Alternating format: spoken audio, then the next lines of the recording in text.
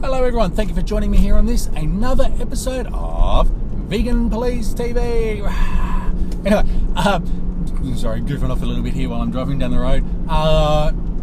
Now, this one is about suffering and why we shouldn't be focusing on or even mention animal suffering when we're trying to represent veganism as a social justice movement for other animals when we're talking to people. So, moving right along now.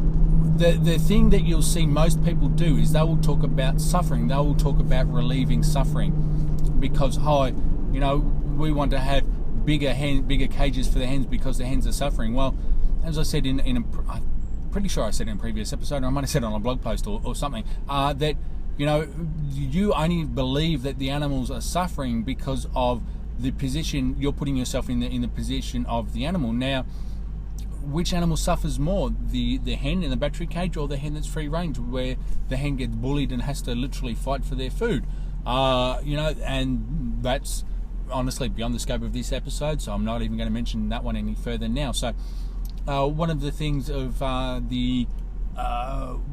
are they called, effective altruists, their promotion or contemplation or continual contemplation of veganism and basically justification for not doing anything is because animals suffer, and wild animals suffer too. Well, the difference with that is wild animals are suffering because of the position that they're in the wild. The gazelle suffers because the gazelle has to run quicker than the lions or the pride of lions that are chasing them. The lions will suffer if they're not quick enough to catch that gazelle, or they choose the wrong gazelle or the wrong deer or things like that. So this is the thing. Suffering technically, may not be such a bad thing for animals to go through because it makes the animals stronger. It improves through natural selection the herd or the species of the animals. Now, where we come undone is that when we try and say, animals suffer in battery cages, animals suffer here. Well, as I said, all animals are going to suffer. If you're talking about suffering on one animal, then you need to actually be focusing on suffering for all animals too. Otherwise, you fall into the trap of becoming speciesist and only focused on the suffering of the whale, because the whale takes half an hour to die. And I'm not saying that whale hunting and the way that whales are killed is a good thing either. Please, I'm not for the life of me saying that. What I'm saying is, what makes the suffering worse when the whale takes half an hour to die, as opposed to the battery hen who will take literally 2 hours to die, because from the time that they're put in that crate from the farm, whatever farm that they are, and maybe 2 hours or an hour trip to the slaughterhouse and mishandled on the way to being hung upside down and electric shocked or have their throats slit, they are suffering. So, and that's part of their thing, is that they know they're going to die. Same as cattle on cattle trucks. They know where they're going. You can see it. You can see that look in their face and the way that they communicate with others, because they can smell the fear in the trailer,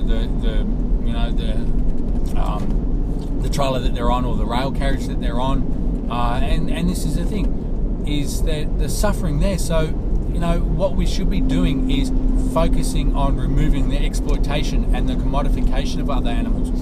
We can always improve the suffering, and focusing on suffering allows industry to improve on the suffering. They've done that with the whole caged egg scenario. Is the animals are suffering because they're in an intensive cage to lay the eggs.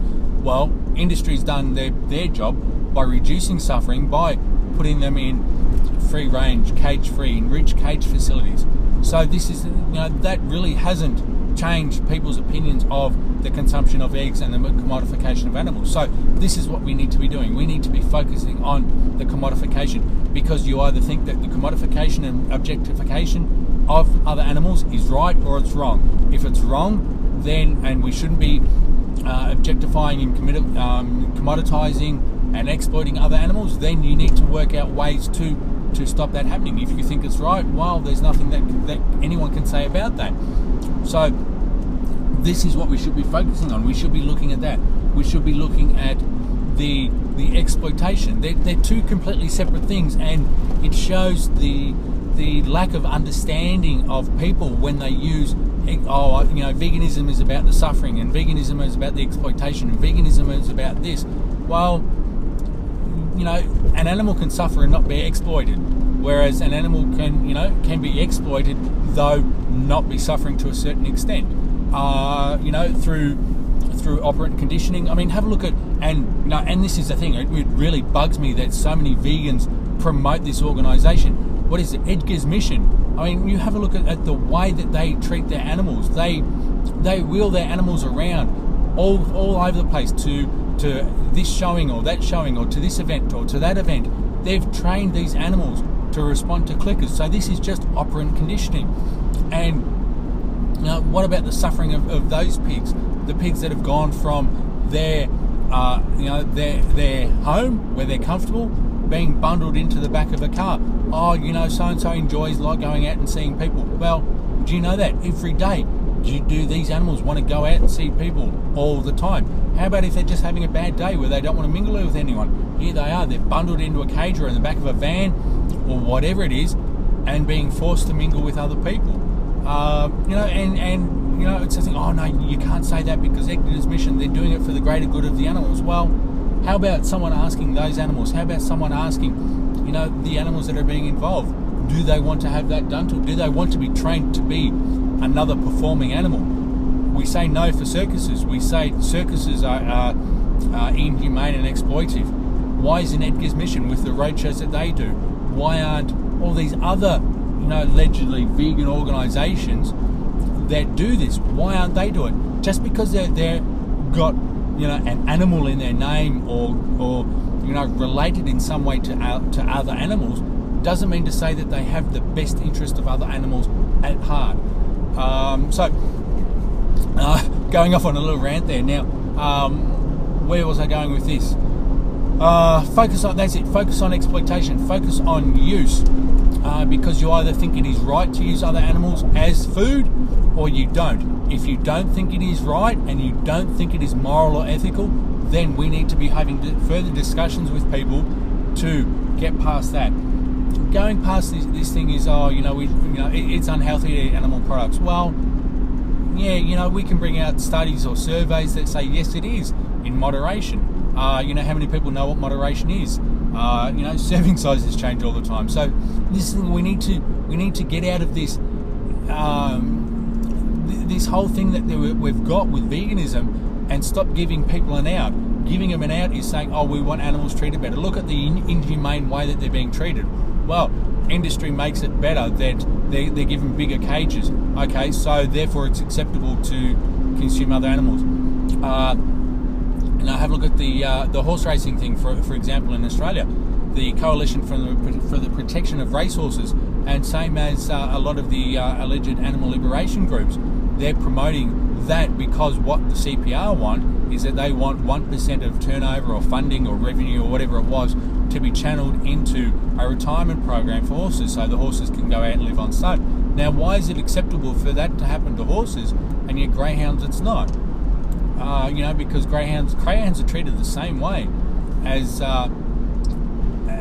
horses are. Some are treated like royalty. Some, if the horse is slow running or doesn't win or starts to drop off a bit, they're whipped. They're whipped every race. Not all horses are whipped every race. They're trained and they're trained.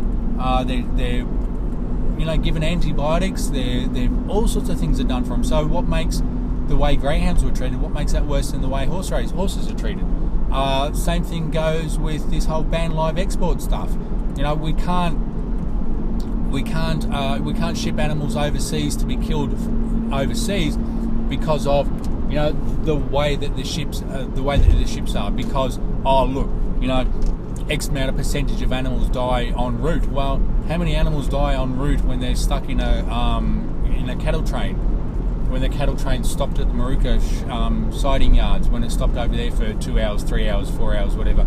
How many animals die there? How many animals die in the chicken trucks that you see running down to the chicken slaughterhouse every day? what makes those animals being treated different the same way? What makes them being treated differently? What makes their treatment any worse? And this is the other thing too, is they're not saying, no, you can't kill animals. What they're saying is you can't kill animals overseas because it's not up to our standard. This is where it falls down. Instead of saying, well, no, we don't want any animals to be exported as freight. It doesn't matter whether it's domestically or internationally, and we don't want their body parts exported as freight. So this is why we're saying no to all forms of animal exploitation, all forms of animal use. Now, yes, there was a protest in town, or there might have been an international day of protest about, what was it, animals aren't freight or something like that. Saw footage of, saw a couple of stills of what happened in New South Wales, and of course, Mark Pearson has got up there and doing his little spiel about Animal Justice Party and how he's doing this. Well, we need to remember, and why aren't people calling him on it, is that his thing when he was running for a Senate seat, his idea to shut down live export was to build more slaughterhouses. So if animals aren't freight, we can't send them overseas because they're not freight to be sent overseas, though it's all right and it's acceptable to use them as freight to be sent domestically. No. It's either the use of other animals or it's not. So, and this is the thing, is that, apologies about the soapbox ranting at the moment, though. See, this is something that I'm passionate about, because and it frustrates me that people can't understand it and can't see it and view the two as interchangeable and one and the same when they're not. Plant-based isn't interchangeable as vegan. Neither is pure vegetarian interchangeable with vegan. Neither is vegetarian interchangeable with vegan, because they all mean completely separate things. You can be plant-based and only eat plant-based. You can be pure vegetarian yet still wear leather, and all this sort of stuff. So, we need to stop focusing on suffering or treatment and focus on the use, and use the question of the use. The use of other animals is what is wrong. We need to be focusing on that. And then once we get that down pat, and we can get other people to understand that the use of other animals is not acceptable, then maybe we may go some way of actually making veganism part of the social justice movement that everyone claims it is. So anyway, this is my rant on that.